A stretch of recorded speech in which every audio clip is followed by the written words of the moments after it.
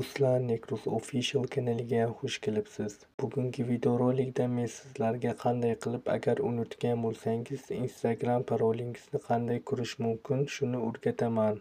Do'stlar, Instagramdagi parolingizni ko'rish uchun biz Instagramga kiramiz. Instagramga kirganimizdan so'ng mana bu yerga bosamiz. Keyin bu yerdan tepadagi 3 ta chiziqqa bosamiz. Keyin bu yerdan Center Account'ga bosamiz. Va bu yerdan parol и безопасностьga bosamiz. Keyin bu yerdan изменение parolni bosamiz. Keyin o'zimizni Instagram nickimizni ustiga bosamiz. Agar parolingizni unutgan bo'lsangiz, telefon sozlamalariga kiring. Keyin bu yerdan Google'ni ustiga bosamiz. Keyin Google akkauntimizni ustiga bosamiz.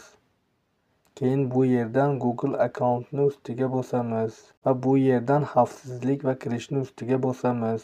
Keyin bu yerdan parol menejeri ustiga bosamiz va bu yerdan Instagramni ustiga bosamiz. Mana shu yerdan Instagram parolingizni ko'rishingiz mumkin. Do'stlar, bugungi videoyim shulardan iborat edi. Agar videoyimiz sizga yoqqan bo'lsa, albatta shu videoyimga bitta like bosib, kanalimga obuna bo'lishni unutmang.